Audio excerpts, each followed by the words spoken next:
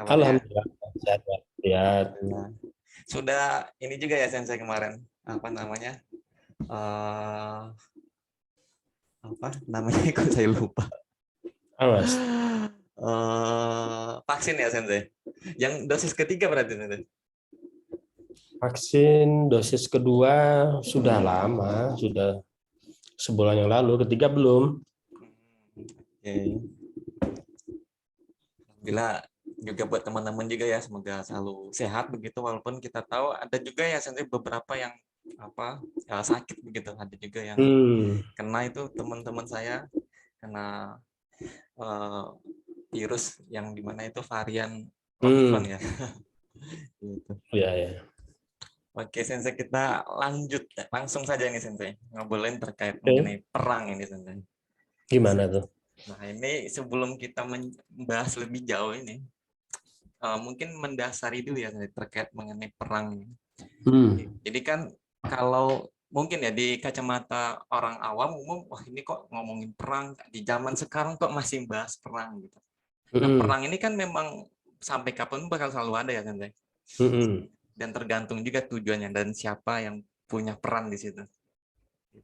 Oke, Bahkan saya sempat dulu kayaknya dari Sensei sendiri yang nyampein kalau dunia ini nggak ada perang gimana gitu. Katakanlah hari ini peperangan nggak lepas daripada agama, politik, ekonomi dan sebagainya.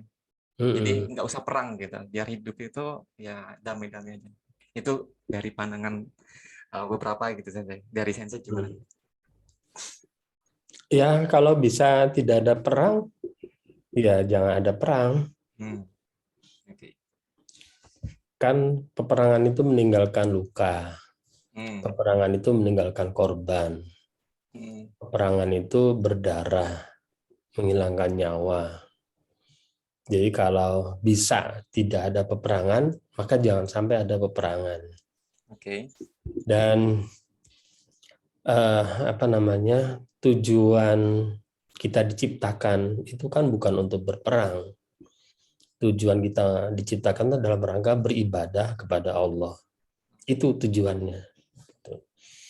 Nah, tapi dalam rangka ibadah kepada Allah ini, salah satu ya ibadah kita kepada Allah itu berupa menegakkan kebenaran, menegakkan keadilan, menegakkan Islam.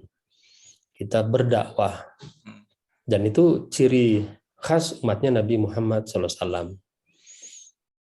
Qul hadhihi sabili ad'u ilallah ala basyiratin ana wa man ittaba'ani. Katakanlah hai Muhammad, ini adalah jalanku. Aku dan penyeruku, artinya aku dan pengikutnya Muhammad. Aku dan pengikutku Hmm. menyeru kepada Allah dengan hujah yang nyata. Jadi pengikutnya Nabi Muhammad itu jalan hidupnya sebagaimana jalannya Rasulullah SAW itu adalah menyeru manusia itu dengan kebenaran, dengan Islam. Dan menyeru kebenaran Islam ini kan untuk memahamkan manusia agar manusia itu bisa hidup dengan baik, hidup dengan benar, menjadi khalifah fil ard di muka bumi. Itu tujuan di muka bumi ini. Cuma masalahnya adalah manusia ketika hidupnya itu tidak ditata dengan aturan dari Allah SWT, maka manusia akan menata hidupnya itu dengan hukum rimba sebenarnya. Hmm. Hukum rimba itu apa? Yang kuat itu akan melumat yang lemah. Dan itulah yang terjadi dalam sejarah peradaban umat manusia. Jadi namanya peperangan yang kita kenal Hmm. ya, pada hari ini, ya terutama yang akhir-akhir ini yang kita lihat bagaimana Irak diluluhlantakan, Afghanistan diluluhlantakan, lalu kemudian masuk juga Ukraina ini juga diluluhlantakan. Itu kan tidak lepas dari yang kuat menekan yang lemah. Hmm. Kan itu. Ya. Maka terjadilah pertempuran itu. Terjadilah peperangan itu. Dan kita juga Indonesia merasakan bagaimana selama 3,5 abad kita dijajah oleh Belanda, ya, dan sebelumnya juga dijajah oleh Spanyol, Portugis, ya, Inggris, lalu kemudian setelah Belanda itu Jepang. Kita dijajah dan kita berperang untuk merebutkan yang namanya kemerdekaan. Jadi peperangan itu kalau kita lihat yang kita alami itu banyak, ya, banyak yang kita saksikan itu karena memang yang kuat itu ingin mendapatkan yang lebih kepada yang lemah. Itu ketika yang kuat ini mereka hidup tidak diatur dengan aturan dari Allah Subhanahu wa taala. Itu, ya, akibatnya. Ya, jadi saya katakan kalau orang itu tidak hidup dengan aturan Allah, maka yang terjadi hukum rimba tadi. Yang kuat menelan yang lemah. Coba kita lihat. Akan berbeda ceritanya ketika yang kuat itu hidup, ya, dengan aturan dari Allah SWT. Dan pada hari ini kita tidak menyaksikan itu. Sehingga kalau kita lihat di dunia pada hari ini yang namanya keadilan itu langka sekali. Peperangan itu dikarenakan karena ketamakan, karena kerakusan yang terjadi di muka bumi. Itu Mas Mualif. Menjawab nggak pertanyaannya, ya? Insya Allah menjawab saya sebagai pengantar saya. Dan kemudian kan kita menghadapi hari ini ya berita-berita informasi gitu ya saya. Yang dimana kan memang hari ini kita dapatkan informasi mengenai perang antara Ukraina dan Rusia ya saya. Okay. Dan tentu teman-teman juga sudah banyak yang tahu juga gitu. Terlepas memang nanti kita tahu ya ini punya tujuan apa gitu kan. Kemudian di balik itu ada apa gitu. Yeah. Nah ini berarti kalau tadi saya menangkap apa yang saya sampaikan, berarti kan manusia itu ketika tidak menggunakan aturan dari Allah, dari Tuhan, pasti akan terjadi hukum rimba gitu. Ya. Dan ya realitanya hari ini kan manusia itu sampai kapanpun kan nggak semuanya itu yang dia bisa mengikuti aturan dari Allah, dari Tuhan. Betul. Dan sekarang kelihatan begitu. Ya. Yang kita lihat. Dan belum lagi kan yang jadi nanti perdebatan nanti Tuhan yang mana dulu nih. Nanti kan ada juga yang melandasi perang ini perang agama begitu saja. Perang ideologi, perang apa namanya pemahaman gitu. Ya, dan sekarang kita tidak menyaksikan perang agama itu kan. Sebagian besar perang itu bukan karena motif agama pada hari ini. Motifnya adalah yang kuat menindas yang lemah. Ya, kekuatan menindas yang lemah. Kalau toh misalkan menggunakan agama itu karena yang lemah berusaha untuk membela diri. Terutama yang lemah itu adalah muslim. Ketika mereka ditekan, mereka membela diri. Karena membela diri itu bagian dari ibadah juga. Ya, mereka mengangkat senjata melawan penjajah Amerika ketika masuk ke Irak, masuk ke Afghanistan, ya, melakukan invasi, merusak, membunuh, ya. Irak, Afghanistan itu korbannya sampai jutaan, ya. Dan mereka yang lemah ini melawan, ya, melawan dengan bukan karena kerakusannya, karena mereka memang defense, bertahan. Dan bertahan karena mereka muslim, nah maka mereka punya yang namanya ibadah, ya, ibadah dalam bentuk peperangan melawan para penjajah. Persis seperti juga dulu, ya, ketika kaum muslimin di Indonesia dijajah oleh Belanda, ya, kita pada posisi yang lemah kalau begitu, nah maka kita mengangkat senjata berjihad fi sabilillah, mengusir penjajah tadi. Atas nama Allah, ya jelas, karena hidup kita adalah ibadah kepada Allah SWT. Tapi yang kita saksikan pada hari ini, itu bukan atas nama agama, tapi karena atas nama keserakahan dan kerakusan. Ya kan? Oke, kalau kita ngelihat nih dari dua negara ini, dari apa namanya Ukraina sama Rusia ini, ini kan tentu yang andil di sini kan nggak cuma dua negara ini, dan ada negara-negara lain juga, bahkan ada NATO juga gitu, Amerika dan negara Eropa lainnya. Nah kalau kita berperan gitu saya katakanlah ya berperan dalam artian tentu kan nggak sampai langsung terjun ya, untuk kemudian Indonesia juga ikut-ikutan gitu, tentu bakal berdampak lebih besar lagi ya kan. Kalau kita melihat secara keilmuan itu tujuannya apa gitu buat keilmuan buat kita ini sampai dengan melihat ini gitu. Bagaimana? Kalau kita melihat ada konflik ini tuh kita cara mengambil ibrohnya, mengambil pelajarannya gitu. Nah, kita harus tahu dulu konfliknya seperti apa, karena apa. Kita nggak bisa ngambil pelajaran kalau kita tidak tahu realitas yang terjadi. Ukraina dengan Rusia misalkan, apa sih yang terjadi di sana? Nah, ini kan perlu dibahas dulu. Oke. Nah, maka membahas ini saya hari ini ya saya buat video ya di channel YouTube. Ini video pertama saya yang saya upload di YouTube. Ya, nanti silakan mungkin teman-teman sekalian mengaksesnya. Putarkan ya. Saya mungkin bisa dijadiin ya. Nah, silakan, ini mungkin hasil kesimpulan saya, nanti bisa didiskusikan ya sebelum kita ngambil ibroh. Apa sih bacaan saya terkait masalah perang Ukraina terhadap Rusia ini? Nah, saya saya buat video kurang lebih 5 menit ya. Untuk harapannya bisa membuat kesimpulan ya. Oke, sebentar ya. Nah, nanti silakan nanti seperti pesan sponsor biasanya. Silakan watch, like, apa lagi? Subscribe, and share ya. Ini kayak apa namanya? YouTuber ya.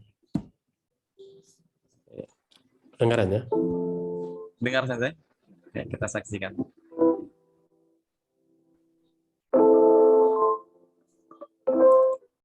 Abi dukung mana nih?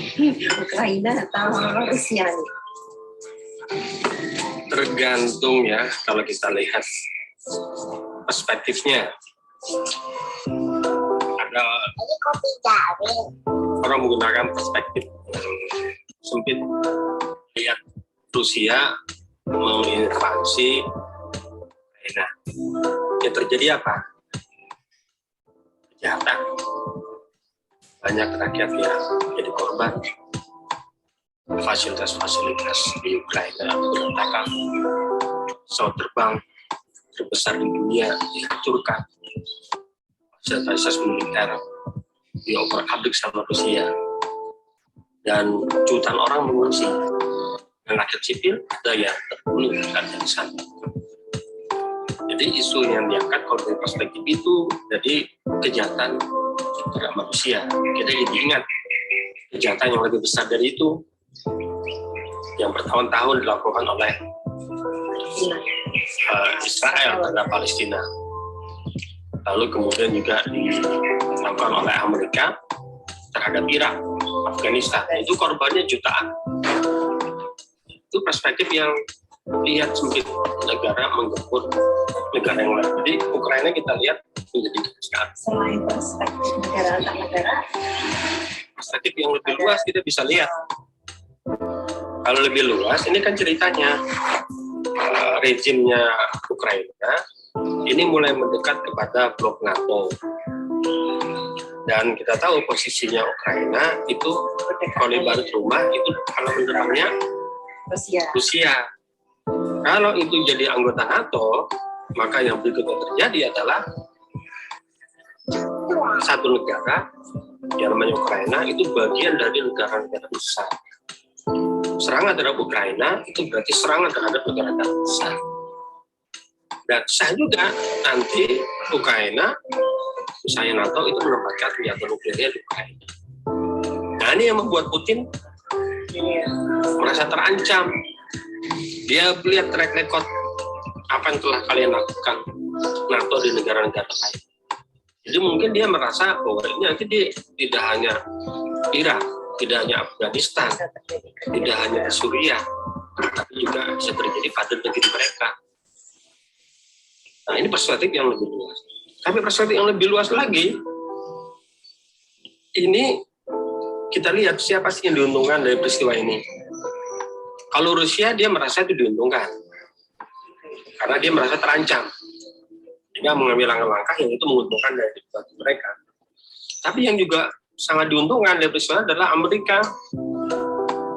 Amerika merasa lebih diuntungkan lagi karena dia berhasil membawa Rusia dalam peperangan yang itu dampaknya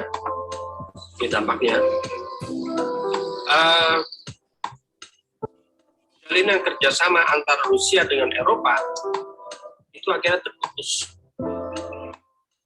Jadi ya bisa terpecah belah, ya kan? Karena selama ini sudah mulai dibangun dengan baik, apalagi Rusia itu dengan proyek apa istilah proyeknya Nord Stream 2 ya, itu aliran migas Rusia itu sampai ke Jerman.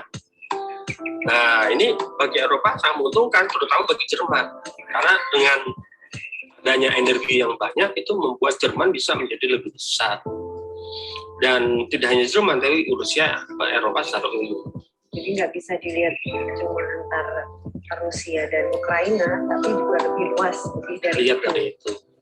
Dan ternyata ini kan Amerika berhasil berarti dengan menjebaknya pada Rusia perang ini mengakibatkan Nord Stream dibatalkan.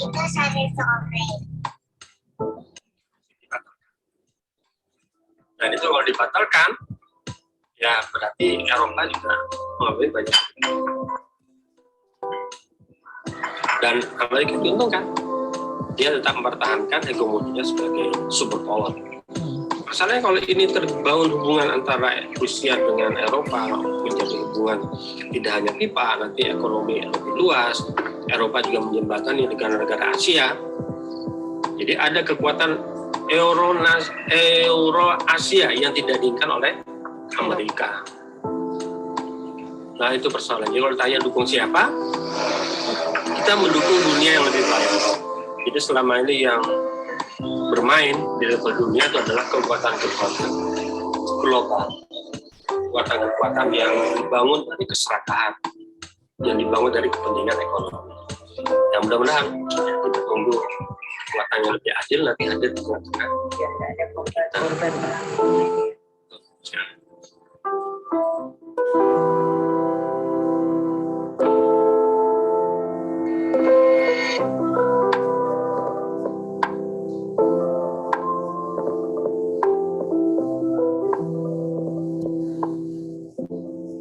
Nama channelnya itu ya Sensei, Islam dan Kehidupan ya Sensei.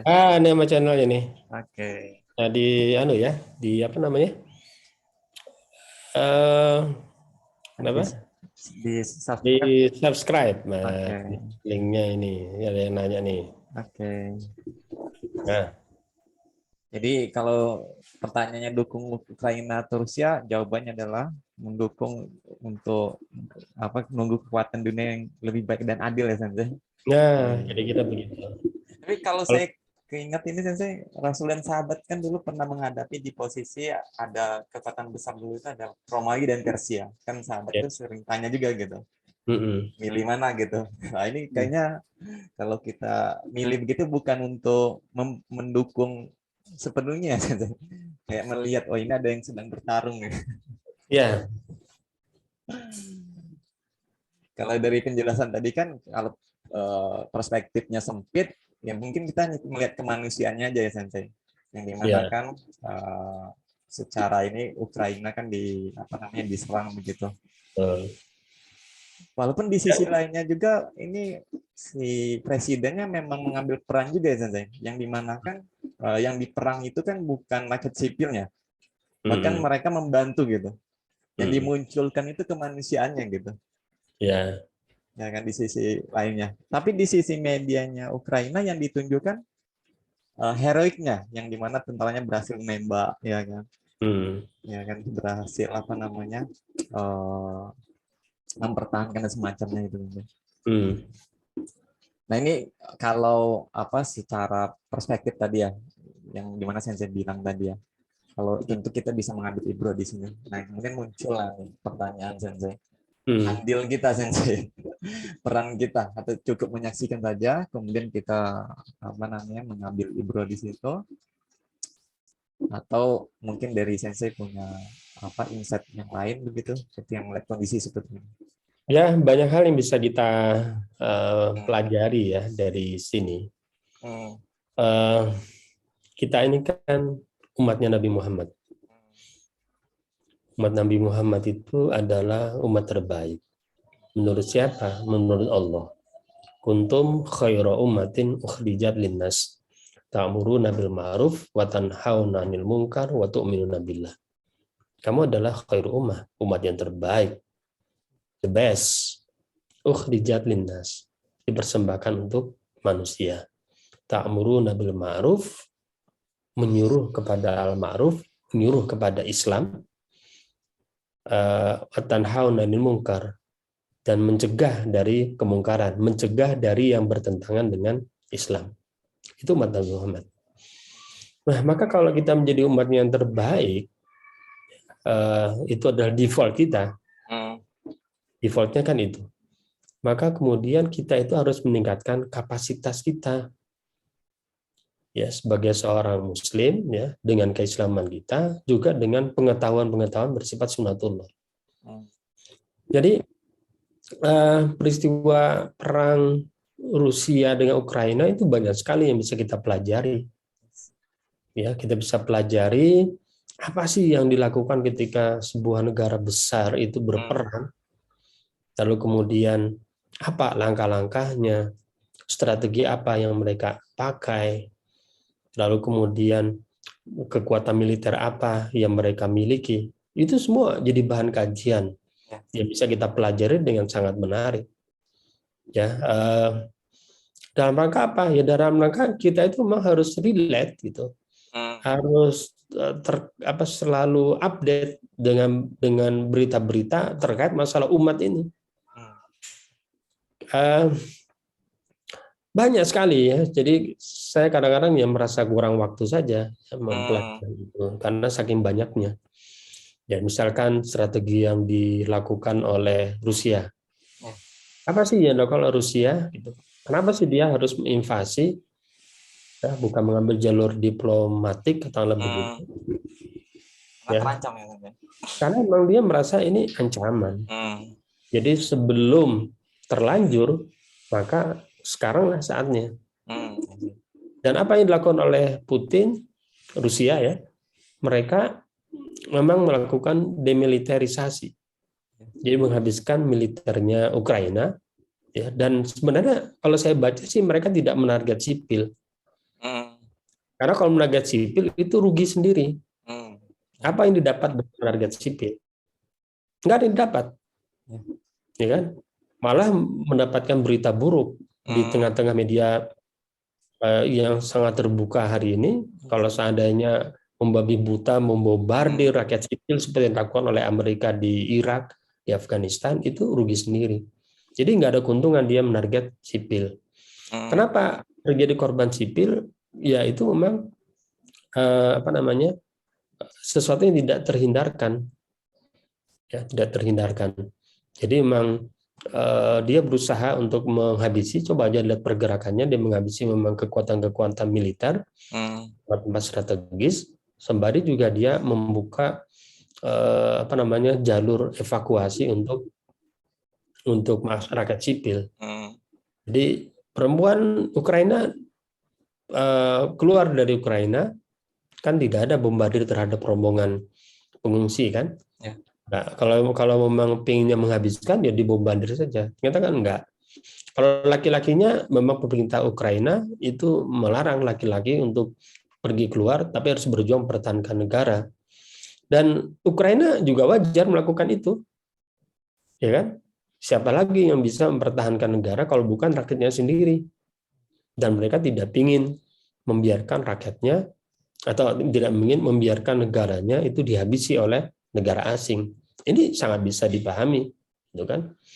Nah, jadi kita bisa belajar misalkan dari perspektif tadi. Jadi daripada nanti sudah terlanjur ya.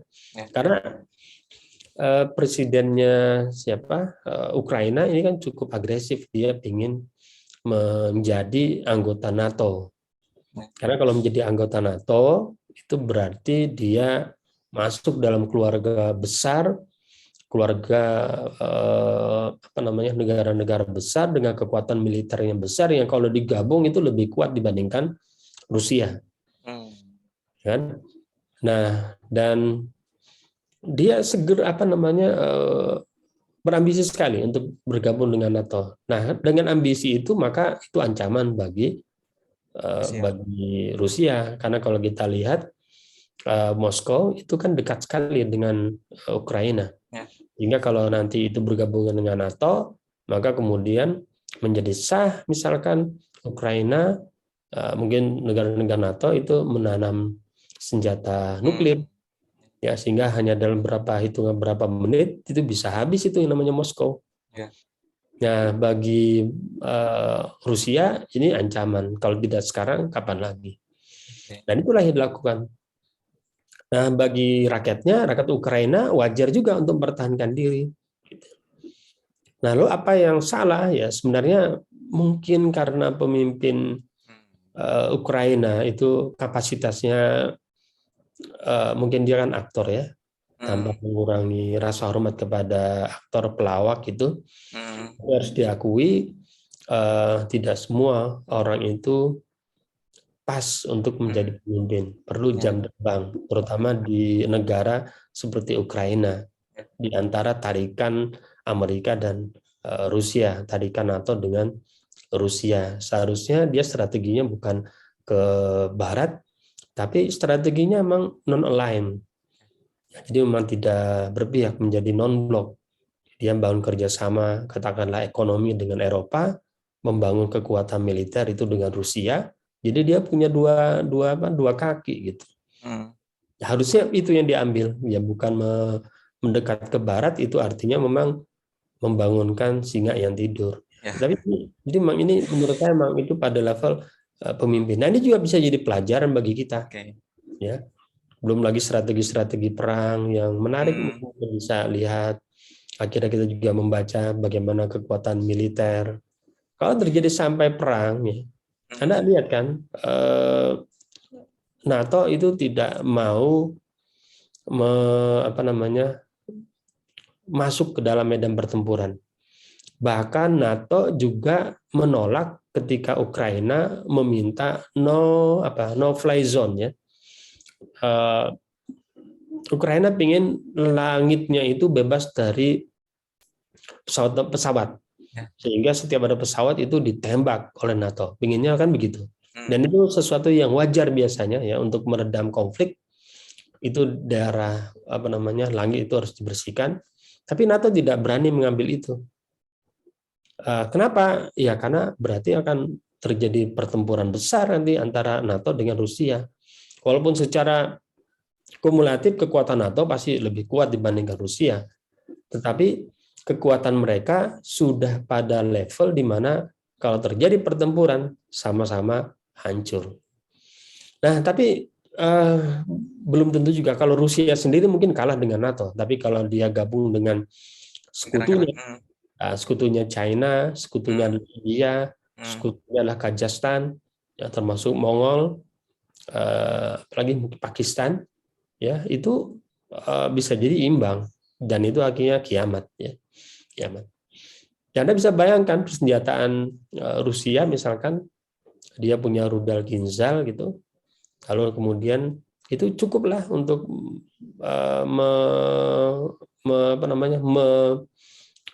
rudalnya mungkin dikasih ledak nuklir, itu cukuplah dari Moskow sampai ke mana? Ke London, ya. Itu tidak sampai 3.000 km. Kinzhal itu bisa sampai 3.000 km. Dan tidak usah jauh-jauh dari Laut Baltik, tembak saja London udah, ya, kalau udah ke nuklir udah rusak gitu. Dan tidak hanya itu, bahkan juga mereka itu sudah punya namanya rudal balistik antar benua. Jadi dari Moskow ke New York itu juga bisa. Begitu juga sebaliknya. Nah, ini kan kita jadi belajar, ya. Banyak hal yang bisa kita pelajari kalau memang satu saat kita memang menunggu kekuatan yang adil, itu adalah sebuah kekuatan yang menjadikan tujuan bernegara, tujuan hidup ada dalam rangka untuk menjalankan aturan dari Allah SWT. Itu Mas Molif, ya. Oke, siap, Sensei.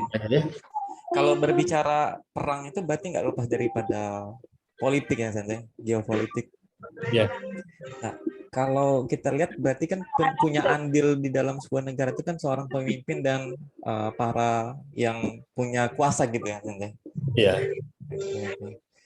Ini berarti kalau pemimpinnya tidak bisa cerdas dalam mengelola negara, yang dirugikan tentu negaranya sendiri, bahkan rakyatnya tadi ya. Jadi iya. kan ada yang dirugikan tentu tadi ya rakyatnya dan tentu banyak hal yang lainnya. Iya. Kalau berbicara tentang politik ini Hmm. ini berarti kan berbicara bagaimana mengatur kebijakan-kebijakan dalam suatu negara sehingga bisa mencapai kemaslahatan yang lebih besar gitu ya. Hmm. Nah, yang kita pahami hari ini kan politik itu dalam pengelolaan negara yang terjadi tidak demikian, malah Iya. dalam definisi yang disampaikan juga di sumber-sumber di internet dan lain-lain itu hanya sebatas untuk meraih kekuasaan gitu. Hmm. Ini kan bahaya gitu. Kalau cuma sekedar meraih kekuasaan, habis itu udah selesai gitu.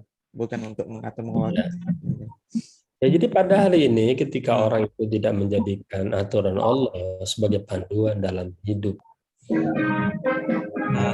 sebagai seorang muslim ini kan menjadi Islam ya, sebagai cara menjadi sumber dari cara hidup kita, maka yang terjadi manusia hanya memuaskan hawa nafsunya, nafsu untuk kekuasaan, nafsu untuk materi, jabatan, kedudukan, dan itu nggak habis-habis. Bahkan ketika mereka berpolitik itu juga tidak jauh dari kepentingan materi. Ya, termasuk politik yang terjadi di negeri ini. Jadi orang itu berpolitik memang untuk kekuasaan. Dan setelah kekuasaan berikutnya adalah ya mendapatkan keuntungan ekonomi, keuntungan finansial. Coba menjadi kepala daerah. Itu butuh dana berapa untuk kampanye? Butuh modal berapa? Semua tahu itu modalnya besar. Dan semua tahu juga gajinya itu nggak bakalan cukup untuk selama dia menjabat, tidak akan cukup untuk mengganti modal yang dia keluarkan ketika dia kampanye. Rugi lah kira-kira begitu. Tapi kenapa mau? Ya karena banyak uang haram. Banyak yang mendukung, mensupport ya. Ada dana-dana yang Dan mereka bisa jadi juga tidak mengeluarkan dana pribadi, tetapi ada cukong-cukong.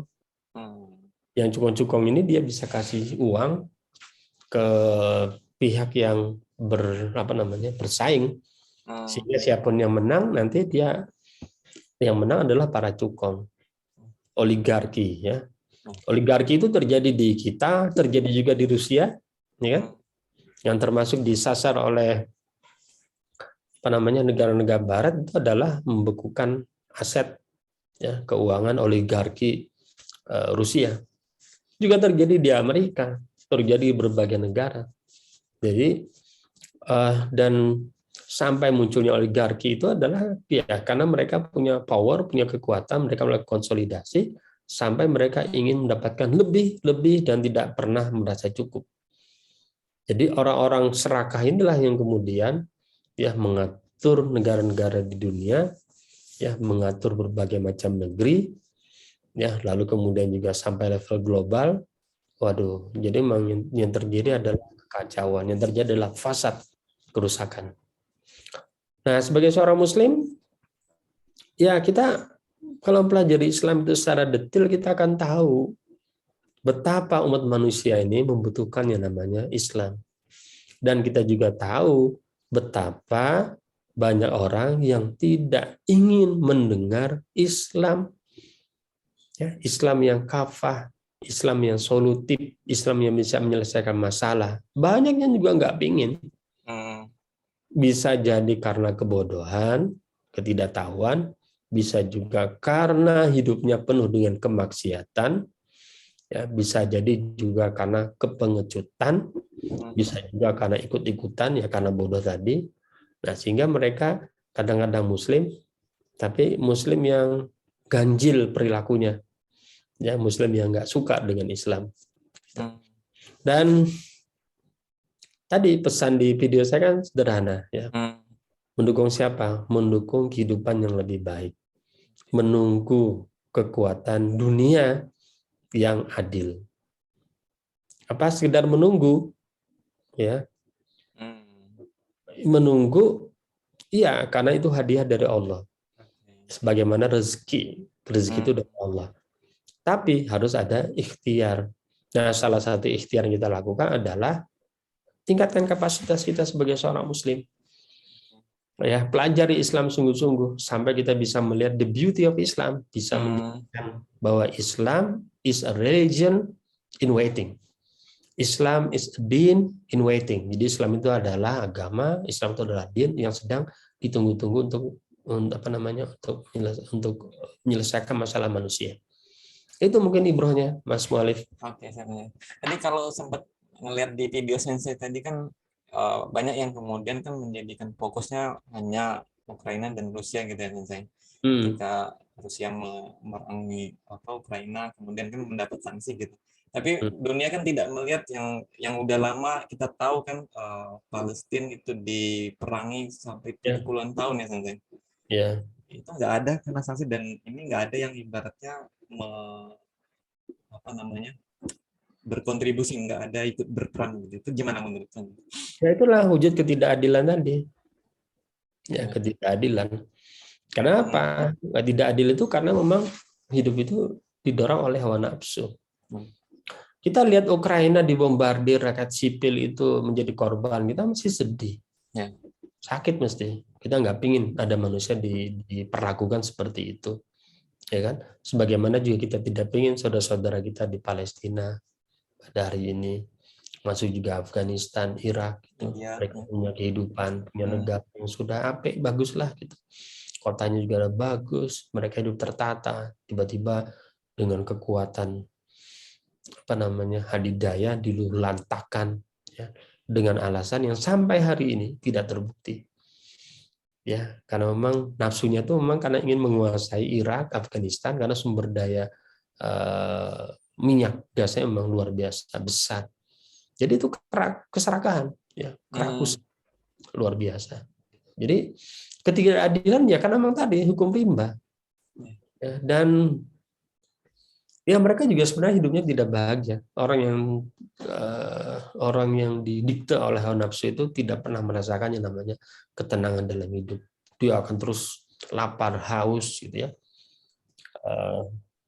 Mungkin lebih tenang kita.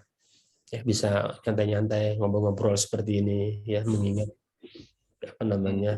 Islam, mengingat agama, ya mungkin bagian dari kita. Itu Mas Mualif. Oke, siap Sensei. Ini sebelum saya lanjut lagi, saya kasih kesempatan dulu ya ke teman-teman. Barangkali dari teman-teman ada yang mau menanggapi, ada juga yang mau bertanya, ada yang ikut berpartisipasi, kami silakan teman-teman. Kalau ada, boleh langsung raise hand, boleh juga di kolom chat ya, teman-teman. Silakan kalau ada. Oh, sudah ada nih. Ini saya coba bacakan dulu ya, Sensei. Saya kasih kesempatan.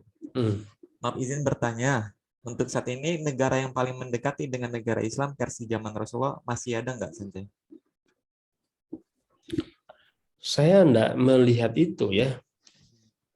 Enggak melihat itu. Dan sekarang negara-negara ya kita berharap katakanlah negara di Timur Tengah itu kan semakin mengikuti orbit mainstream.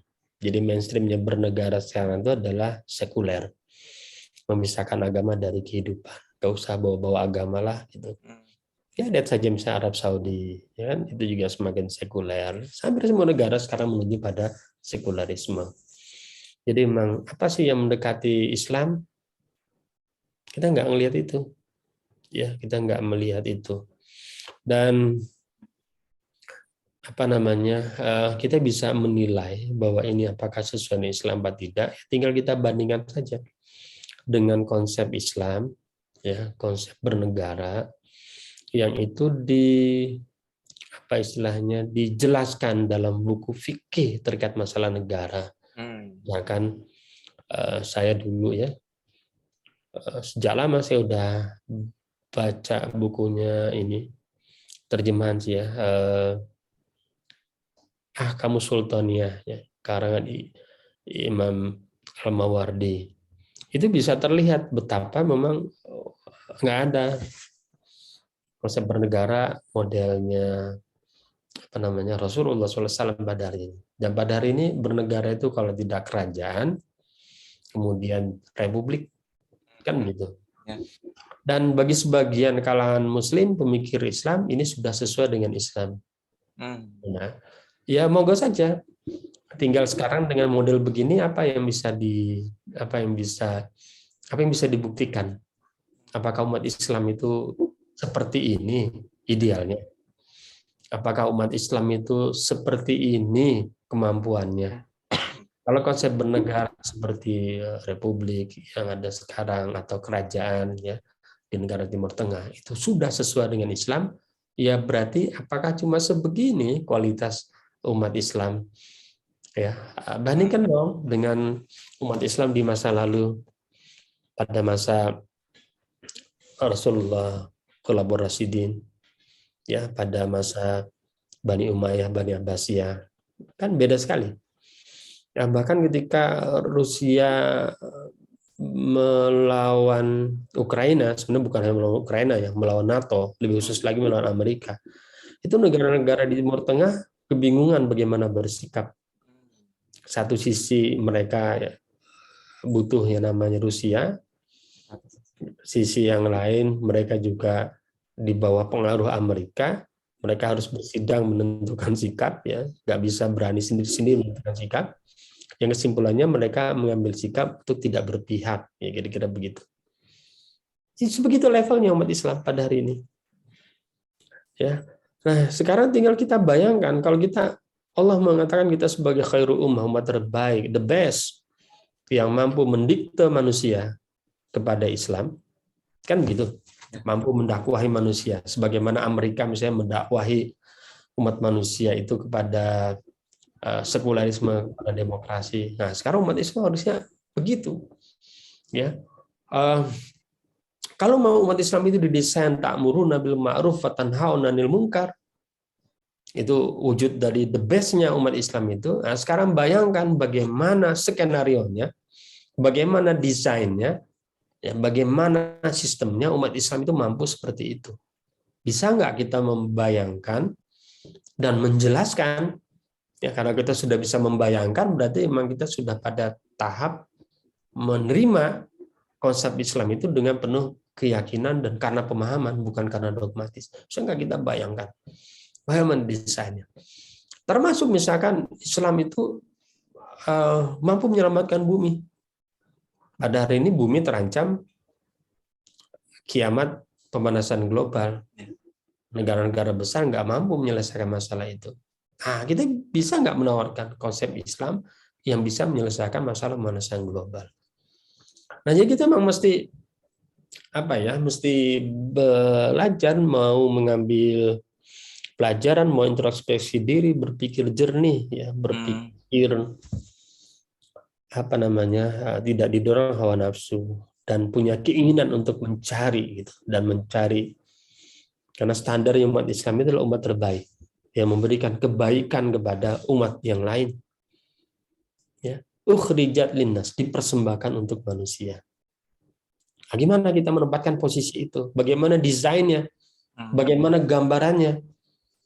Bisa nggak? Kalau kita nggak bisa, lalu kemudian kita harusnya introspeksi diri. Berarti kita memang belum belajar, gitu, belum paham. Gitu, Mas Mualid. Oke, Sensei, luar biasa.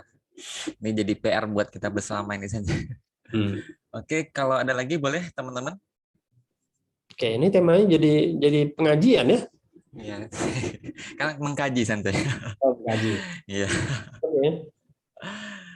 Nah, kalau terkait ini, Sensei, berarti kan hari ini belum ada ya, Sensei, negara yang memang yang dicontohkan seperti Rasulullah ya, Sensei. Kemudian ini tentu kita kan pengen ya, Sensei, mengikuti apa yang dicontohkan Rasul. Ternyata di masa Rasul itu ada juga negara, ada juga politik, ada juga mengatur bagaimana kemaslahatan dari ekonomi, sosial, dan lain-lain. Nah, kalau dulu yang dilakukan pertama Rasul kan, Sensei, berarti kan mempersiapkan orang-orangnya, sehingga bisa berkualitas tadi ya. Ya. Kemudian nanti ketika udah siap, baru nanti ada hadiah dari Allah, kemudian ada yang kita tahu dari Yasrib kemudian jadi Madinah ya, Sensei. Kalau berarti kita tinggal ngikutin pola yang berulang itu ya, Sensei. Apalagi tadi dicontohkan oleh Rasulullah ya. Iya. Ya tinggal kita meningkatkan kualitas sendiri, termasuk kita Hmm. ketemu setiap minggu ini kan, Ah, mereka untuk meningkatkan kualitas diri, untuk mengembangkan diri kita. Ya, jadi kita itu hidup bukan hanya untuk kepentingan diri sendiri. Rugi, ya. ya. Kalau kepentingan diri sendiri malah kita nanti terjebak pada pemuasan nafsu, Hmm. keinginan yang tidak bertepi, Ya. terjebak. Jadi rugi hidup hanya untuk itu. Jadi hidup itu mestinya memang berbagi, ya. Dan berbagi yang terbaik itu adalah berbagi sesuatu yang dibutuhkan. Hmm. Apa yang dibutuhkan oleh umat, termasuk umat Hmm. manusia, itu adalah Islam. Oke, santai. Kita harus berbagi Islam itu sendiri. Makanya Siap. kita perlu belajar, ya. Belajar Islam dengan sangat baik, tidak mengenal tamat, ya, khatam, Hmm. terus belajar, terus disempurnakan sampai Islam itu terbayang dalam benak kita sebagai sebuah sistem kehidupan yang memang ditunggu-tunggu oleh umat manusia di tengah-tengah kegelapan pada hari ini. Gelap sekali pada hari ini. Ya. Orang, panjang sekali nanti ceritanya. Ya, malah. Siap, Sensei. Kita tampung aja dulu ya, Sensei. Insya Allah. Monggo, masih ada teman-teman? Boleh kalau ada yang mau langsung raise hand. Oh, ini ada Mbak Aliani Sabrina ya. Oke, silakan Mbak. Sudah kesempatannya. Assalamualaikum Ustadz. Waalaikumsalam. Waalaikumsalam. Terima kasih untuk materinya hari ini. Menyadarkan saya harus belajar geopolitik lebih dalam terkait dengan tadi terkait dengan Moskow tadi yang nuklir dan sebagainya. Saya baru tahu jujur. Tapi yang saya mau tanyakan itu lebih kepada begini Ustadz. Jadi kalau saya baca-baca buku gitu, apalagi terkait dengan sejarah Khulafaur Rasyidin gitu kan. Waktu itu saya baca tentang kisahnya Umar bin Khattab, Khalifah Umar bin Khattab, di mana ada satu bagian yang menceritakan bahwasanya di zamannya beliau musyawarah itu benar-benar kayak teraplikasikan dengan baik, dan kemudian beliau menyambungkannya dengan bagaimana demokrasi hari ini, yang mana memang kalau demokrasi itu istilahnya musyawarah mufakat ya gitu ya. Itu pembahasannya itu. Nah, kemudian dan sampai kepada perkataan bahwa Khalifah Umar bin Khattab itu pasti bangga melihat demokrasi saat ini kayak gitu.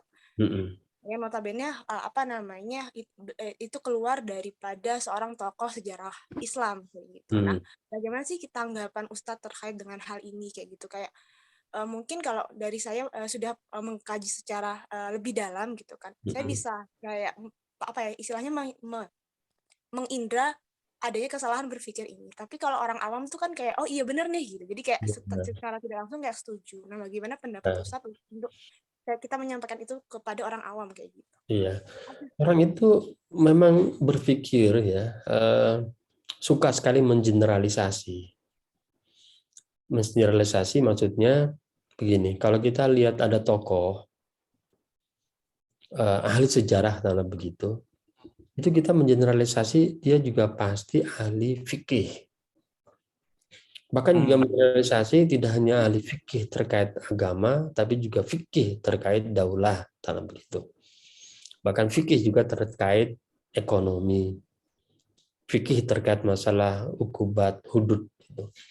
Kita seringkali begitu. Kalau sudah gelarnya ustadz, maka kita berharap dia itu tahu.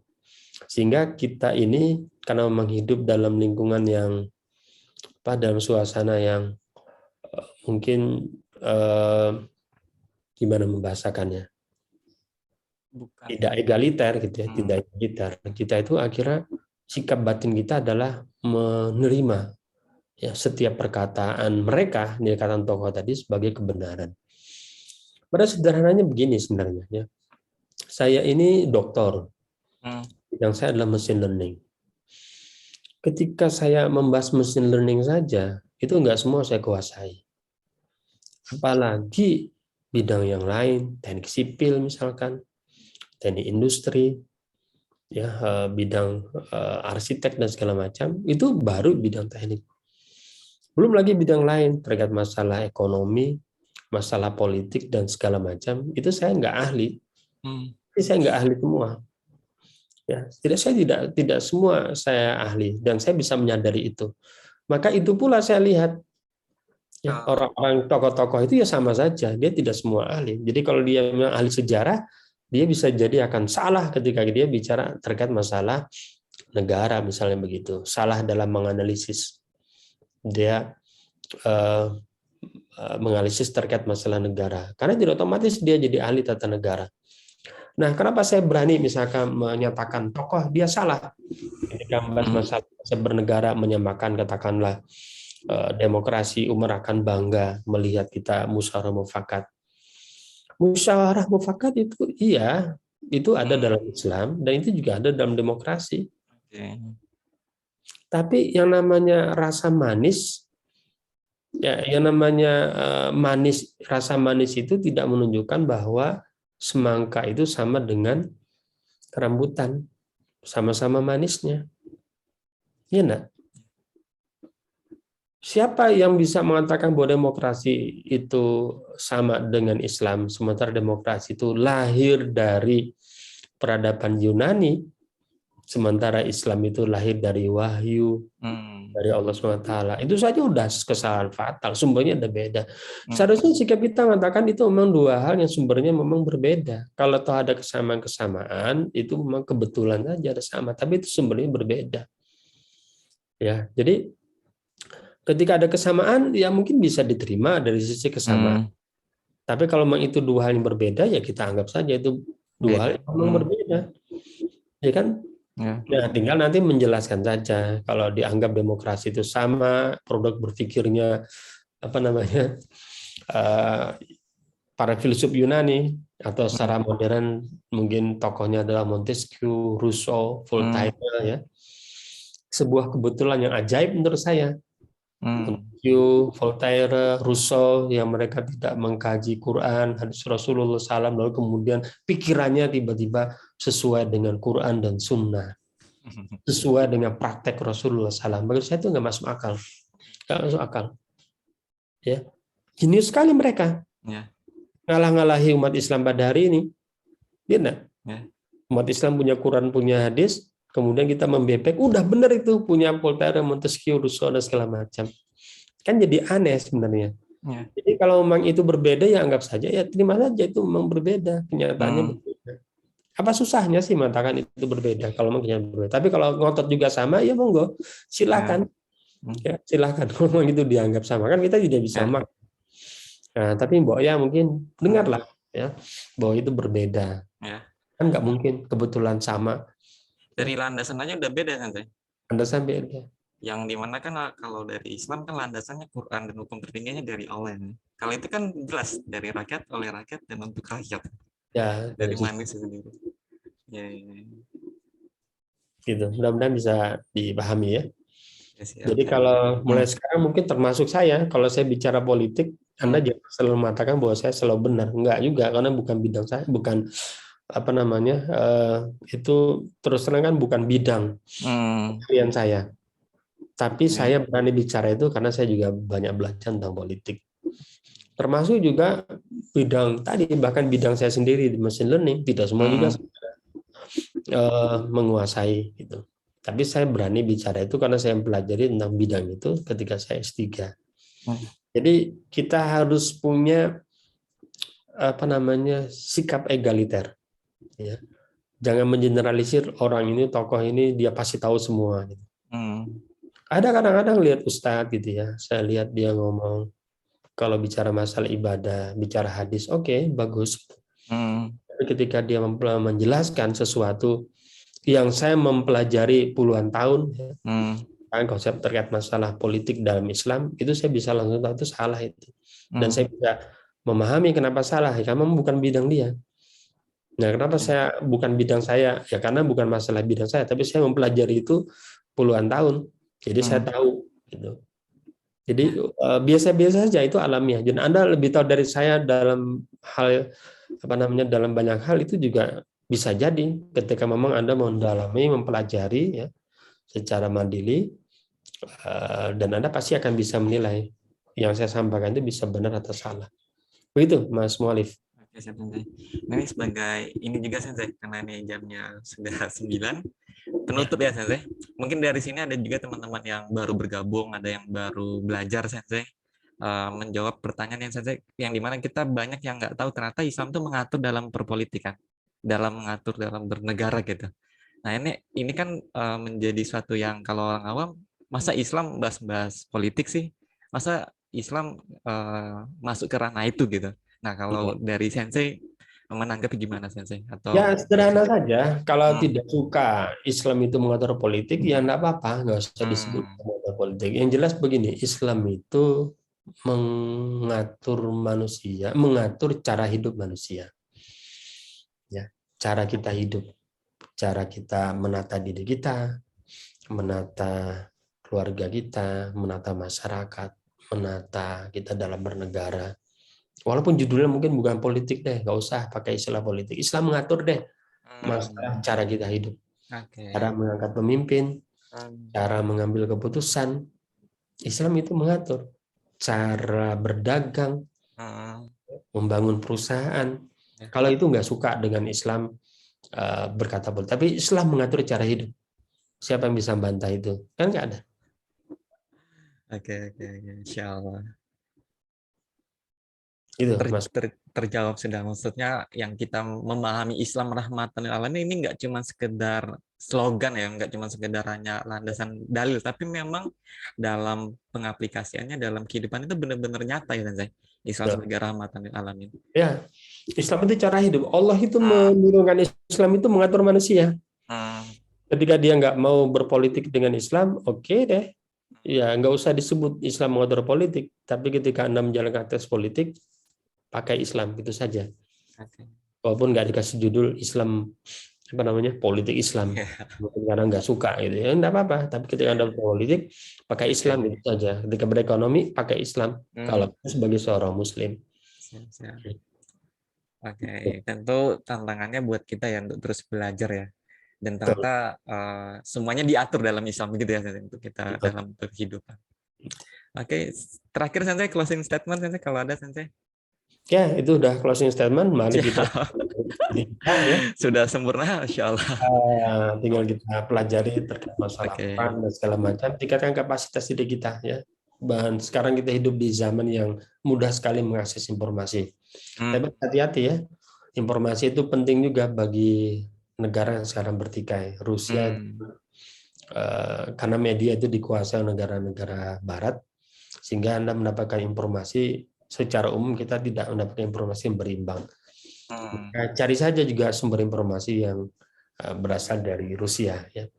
Saya juga follow akun ya medianya Rusia gitu dalam bahasa Inggris ya, websitenya saya juga lihat, jadi bisa membandingkan. Jadi seringkali terjadi glorifikasi, wah ini hebat mengalahkan ini ya. Tinggal lihat dua berita itu, oh begini, kita bisa memahami, kita jadi belajar biar tambah pinter ya. Saya kira gitu Mas Muhammad. Oke, siap Sensei. Jazakallah Sensei atas ilmunya, barakallah. Dan makasih juga buat teman-teman yang sudah hadir, yang sudah berkontribusi. Jangan lupa ya tadi channelnya udah dikirim, juga bisa bantu share juga, like dan komen untuk meramaikan. Dan semoga bisa menjadi lewat tangan kita punya peran berkontribusi. Ya tentu ini dengan kita bisa meningkatkan kapasitas kita, wawasan kita dan lain-lainnya. Mungkin begitu untuk malam hari ini teman-teman. Insya Allah kita berjumpa lagi di lain kesempatan. Insya Allah kalau tidak berhalangan di minggu malam. Insya Allah rutin. Dan kita cukupkan ya untuk malam hari ini dengan baca Alhamdulillah. Alhamdulillah ya Rabbil Alamin. Dan kita sempurnakan dengan doa kafaratul majelis. Subhanakallah wa bihamdika asyhadu an la ilaha illa anta astaghfiruka wa atubu ilaik. Mungkin demikian saya Alif dan beserta teman-teman dari kelas series dan IMC. Lebih dan kurang mohon maaf. Wabillahi taufiq hidayah. Wassalamualaikum warahmatullahi wabarakatuh. Waalaikumsalam Warahmatullahi wabarakatuh. wabarakatuh. Pamit ya. Oke, Sensei. Barakallah.